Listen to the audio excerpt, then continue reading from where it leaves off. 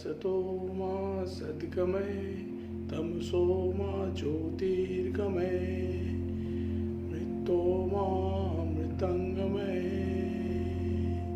Om Shanti, Om Shanti. Oh Lord, take me away from the unreality, take me towards the world of eternal reality, take me away from the darkness and take me towards the light of spirituality. Oh Lord, take me away from the mortality and take me towards the world of immortality. Let the peace prevail. Peace, peace, peace. Hi my friends, Namaskar. I am Premakur. I am an international speaker and a motivator. Today I am back once again for one more informative and educative video. Those who have watched my previous video on Yoga Sutra Part 2, I welcome you once again for one more informative and interesting video. So please stay tuned to get more information about this continuation of Yoga Sutra Part 3. We all know that mind is the secret of our interpretation to the materialistic world. Most of the time, we really wonder that why exactly everybody is not equally happy. And today, if you really see that we are really running after different kinds of targets and goals, and more people are getting mentally dissatisfied and they're getting depressed, and that is the reason why we're every day getting into the world full of stress and anxiety. But what is the solution? If you're really wondering about all these questions, then this video is going to be a life changer for you. I'm sure that if you're going to watch this video carefully, then you will understand that how you can come out of this boredom, come out of this frustration. Yes, so please watch this video and get answer to your life. Possibly your life will not be the same after watching this video. So what exactly is that thing which makes us feel comfortable? What exactly is the thing which really makes sure that how we are going to see people around us? Yes, it is all about our mind. The mind is actually the key. So if you really understand that what is the key of that mind, you really can control the situations around you. Have you ever wondered that how exactly situations turn around ourselves? Sometimes we think that things are really negative around us. It is because our mind interprets it into negative. And at the same time, when we are actually positive, because our mind is interpreting it into positive way. So how exactly we can condition the mind? In the modern times, when people have really no time for doing exercise, or really they don't have the time for really reading books or scriptures, they actually get easily lured by different yogis and some so-called spiritual masters who keep on telling them that if you come to us, we will give you that enlightenment. But unfortunately, they are sometimes being victimized by these so-called spiritual masters. So if you really have a proper awareness of controlling your mind, and you really understand that what exactly are the secrets of spirituality and how it is connected with our life, you can help yourself and not get further victimized by such spiritual masters. So as I said, that mind is the key. So the first thing we need to understand that if you really want to control your mind, you need to understand that first we all need to know how to make our mind calm. And the secret of making the mind calm is concentrating and understanding that how we can balance our mind. So mind is like a lake of water. So if you throw a stone into that mind, definitely there will be ripples, and those ripple effects keep on lasting for a longer time till the impact of the thought remains in the mind. And that is why we have range of methods through which we can calm our mind. And one of them is meditation. But in this time, when a lot of people and a lot of information is around the world, where people claim that they have the techniques of meditation, but there are very few who knows how to meditate properly. And at the same time, I must tell you that meditation is never the same technique for all. So definitely the methods of meditation is not going to be same for all. It can differ based on your personality and your psyche of your mind. And one of such meditation technique which I'm going to discuss today in this video, that is Kundalini Yoga. Yes, I was hesitating for a long time to come up with a video on Kundalini Yoga, and the reason for them is definitely because there are so much of information, and unfortunately most of them are misinterpretation of this ancient yoga of Kundalini. So what exactly is Kundalini Yoga? You might be having in your mind all those illustrative pictures with bright colors of rainbow, which has been signifying the different chakras and the lights of fountains coming out of the body. But is it that what exactly we understand by Kundalini Yoga? And there are already a lot of wrong informations in the world where people are saying that if you get this, you will get some spiritual power, or probably you will have some superpower by which you can control others. But let's understand that what exactly is the Kundalini Yoga. Or some people say it is not a scientific approach, but let me tell you that whatever we basically have learned from our ancient scriptures and whatever we have inherited from our ancient forefathers, they are truly 100% science, and that is what you will understand if you really watch this video. As we know that yoga is a practice which we have inherited from the Eastern world. So basically most of the earlier saints or the rishis, they have basically shown us that how exactly we should practice the yoga. So the actual meaning of yoga, if you really want to understand, then you have to go back in 2000 years, where in a country like India, this entire concept took birth. But unfortunately, today you will see that the evolution of yoga is considered to be more of a westernized concept, and a lot of Western yogis have converted in Kundalini Yoga as a way of getting bliss or ecstasy, and that is why it has been compared just for a kind of an experience which people are always interested, and they always have a curiosity to get this knowledge just to gain some kind of experience. And that is why I have always been hesitating to tell people about Kundalini Yoga, because many a times people misinterpret it to be a secret of getting some kind of superpower, or possibly they think that it is a kind of an occultism or voodooism. But yoga is not about any black magic, it is rather white magic which can change life. And that is why it requires more of awareness in the time when people are surrounded by uncertainty, people are surrounded by a lot of problems related to their health, with their life and mind. And that is why I felt it is high time for me to give you the information of this wonderful secret of Kundalini Yoga. So what exactly is Kundalini? Kundalini is basically a coiled structure which is lying below our lower backbone, or it is also called as the serpent or the serpent energy, which lies at a dormant stage. And a person who really awakens this serpent energy, he is supposed to get this force to be more stronger, and it gradually passes on, cutting all the different sects or chakras. These chakras are basically also considered to be the power which gradually transcends from one level to the another. And like that, there are 7 chakras which basically exist, but we will give you more information on that. But before that, I must tell you that what exactly are the informations moving in the market and what people generally talk about these Kundalini. Generally, you will see that most of the people sometimes make fun by saying that if my Kundalini has become risen, possibly I am getting more powerful, or I will become more richer or prosperous, or my sexual energy is going to be more stronger. But there is nothing like that. Basically, in the Western culture, this Kundalini has been much of controversy and much of discussion. we have heard about so many spiritual masters who have called about some kind of transferring the energy, or which they call it the Shakti path.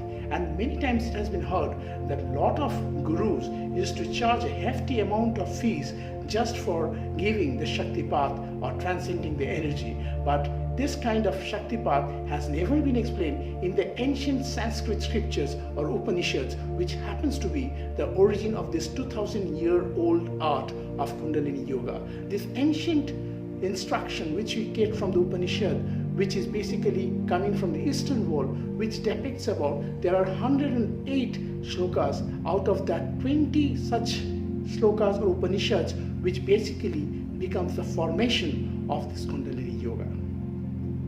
In 1867, there is a famous writer from India called as Gopi Krishnan, who basically came up with a book called as The Serpent Made the West. In his book, he basically came out with the experience of his realization of awakening his Kundalini, and he basically gives the description in his book. The kind of ecstasy or the bliss which he has got is similar to the experience which people can have after having some kind of psychedelic effect of drugs. So many times the Western people have always tried to compare this with the experience of sex, drugs, and extreme euphoria. So that time there was a range of group which was coming up in America. They were basically all of the hippies. Among them, they were very interested to know about this art, and for them it is just seeking a new experience. We know that human race is always getting bored by a particular test. They always want to get new experience, like watching new movies, watching new pictures, and sometimes going to the new restaurants for dining out. So they always need something new.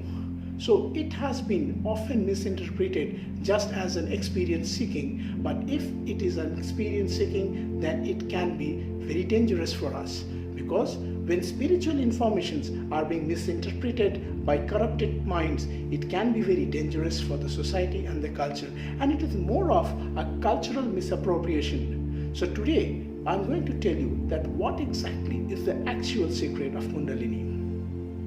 However, I have been still practicing this yoga, but I have not been able to go through all these chakras. But still, with my knowledge and research on this very serious topic, whatever I have tried to know, I will try to give you an unbiased information.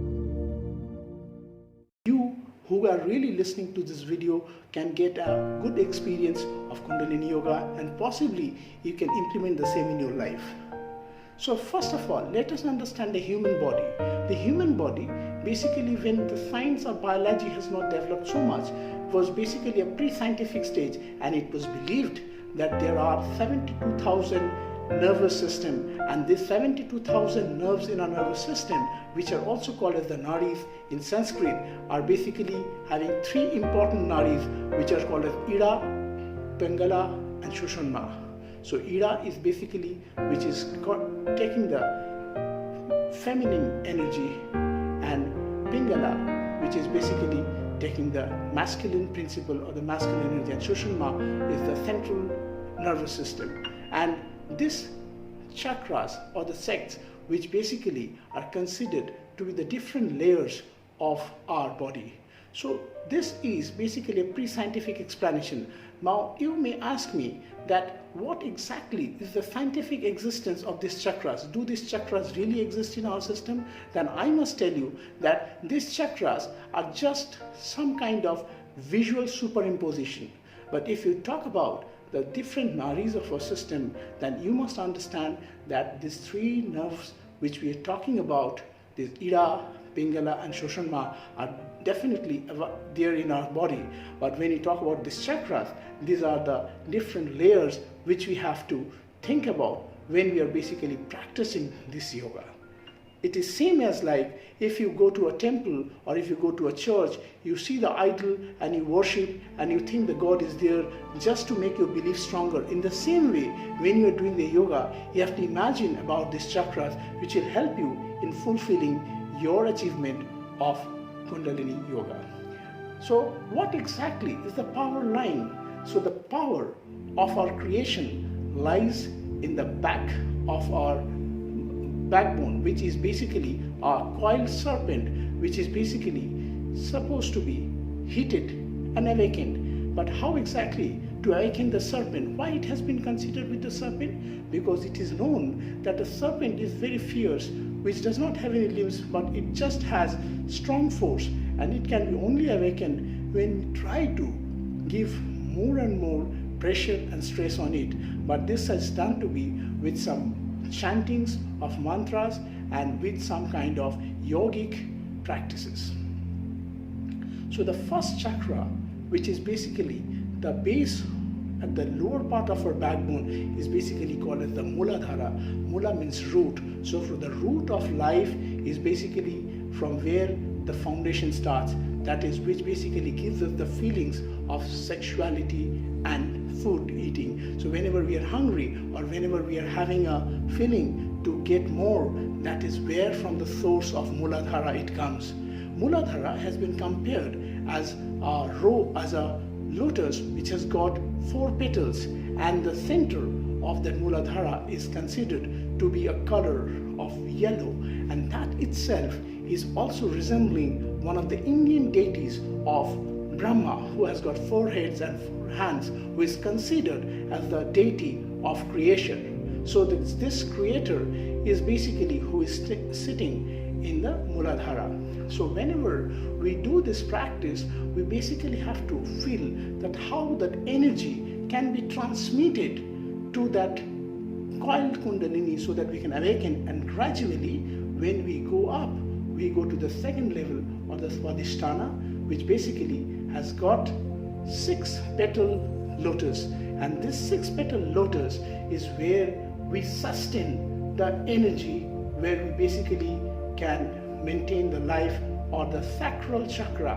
which is called as the Swadhisthana. And then gradually when we go up from the Swadhisthana, we go up to a level which is just behind our navel or the Navi chakra, which is also called as Manipura. So now I understand that why exactly the ancient yogis who have been living more around 100 years, who have always been living fit and strong, and they have a strong mental power, it is because they have been practicing this kind of meditation, which sounds very impossible for the people of this current generation. But if you really understand the origin of this yoga, you will see that this is a secret which gives you the power to overcome the negative energies and to lead a positive and powerful life. So these chakras are like going inside our body, and it has been compared as going to the pilgrimage.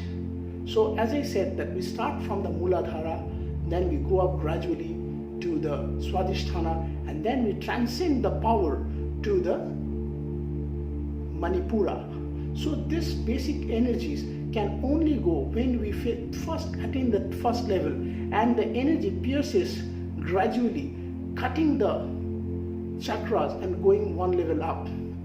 And that when it goes to Swadhisthana, it goes further to the heart, where it is basically called as Anahata. This Anahata is basically considered as the source of Vayu or air, and that is why it has been compared with the 5 elements. Muladhara is considered as the earth, Swadhisthana is considered as the water, which is also compared with Lord Vishnu, and Anahata, Manipura, which is basically the 3rd layer, which is considered as a Rudra, or basically the fire, and the 5th layer, which is basically here, which is considered to be your heart, or Anahata, which is basically considered to be the ear. And gradually when you can move up the energy to the upper level, which is called as the Vishuddha Sthana, that is basically in your throat, which is considered to be the form of Ardhanarishwar, or the half form of female Gauri and Lord Shiva. So it is basically a combination of the masculine principle and the feminine principle. Here I must make one thing very clear to my viewers, that people most of the time think that when we talk about Shiva and Gauri, we basically think it is like 2 bodies which are human-like and their union is basically creating the power. But when we talk about Muladhara, the similar misconception is there that Muladhara is basically like two human sexual organs where we have yoni and the linga, but it is not actually the original thing. The yoni is basically nothing but the feminine principle which is considered as the creating force or the force of creation. And Shiva is basically just not a linga, but this linga represents an actual principle of survival, an actual fabric of existence. It is like that. If you think you go to the village and you see how they prepare the chapati or the roti, they basically have the mud oven where they basically give the rotis and gradually they take it out. So it is same like that. If you basically have roti but no chula, then how you can basically make the roti? In a similar way, if there is no existence of Shiva, there is no existence of the creator. Or in the same way, you can take an example that if you have ever seen an earthen pot is made of clay, but if you take the pot, you call it this earthen pot. But what is that earthen pot? That earthen pot is nothing but the earth. So if there is no earth, there is never the pot. So when you see a pot, it is nothing but the earth. So earth is here Shiva and the pot is here Gauri or the feminine force. So this is how the union takes place. So now if you gradually go from the Vishuddhasana, from the throat level, you gradually go up, and that is where you go to the sixth level, that is called as the Agnya, which is between two eyebrows or hair. This is the focal point where we concentrate. Many times in many other meditation methods, it has been always suggested that you close your eyes and trying to concentrate in the center or between your eyes. But many a times we actually try to indicate the Agnya chakra. A revisit to all 7 chakras. Muladhara, 4-petal lotus mantra, lung color red. Swadhisthana chakra, color yellow, 6-petal lotus mantra, Vang. Manipura chakra, red and yellow color mantra, Rang, with 10 petals. Anahata chakra, with 12 petals, color green mantra, Yang. Vishuddha chakra, blue color with mantra, Hang. And Agna chakra with 2 petals, and Om is the mantra. The Agna chakra, where we have got only 2 petals, and finally it moves up where we have got Shastradhara. That is the final climax of Kundalini Yoga. Now what exactly is this Shastradhara? Generally it has been experienced by the yogis who have succeeded in this Kundalini Yoga. They have said that finally when you get the enlightenment, when the power reaches to the ultimate point, that is your head, you basically come to see a white light around you, a light of creation, and possibly that makes you realize that who you are, and that gives you the freedom of this artificial materialism, and then you really forget the concept of dualism. There is no concept of individualism, just getting absorbed in that super energy, and that is where you can see a lotus of 1000 petals, which gives you that ecstasy, that bliss, and that feeling of oneness. And that is how you get succeed in yoga of Kundalini. But all these things are basically only possible when you start believing your system and understanding the chakras within you. But for that, you require to have a lot of concentration within yourself. You have to basically understand that this is a kind of practice where you practice self-control. You understand that how to control your energy. You might know that in Indian language, when we talk meditation, it is called as tap, or tap means to heat up your system. So why do we heat up? We heat up our system to restore that energy. And when we restore that energy, we do not want to waste that energy. It is how you can condition that energy within your system, and how you can gradually transcend that energy from one level to the next level, and gradually to that upper level, and finally which enlightens your mind and gives you the control on yourself, your self-determination, your confidence gradually grows up.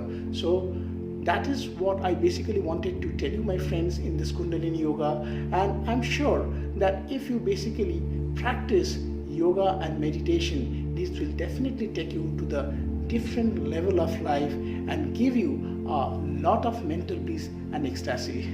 I'm sure if you have really liked this video, you like this video and share it to your dear and new ones so that they can also understand about this Kundalini Yoga. And it is no more about those occultism and those 7 colors of rainbow. But of course, I would like to say that if somebody gets that belief that some colors or 7 colors of rainbow are coming out of the body, then definitely it is a good thing. And all these chakras have got different mantras. So these mantras, possibly I can come to you in the next video where I will give you a complete tutorial on how to really practice this meditation. That's all for now. Thank you, friends. Namaskar. Hey guys, what are you waiting for? If you have still not subscribed me, subscribe my channel and get some more interesting video on positive lifestyle and hit the bell button so that you can watch some more interesting videos.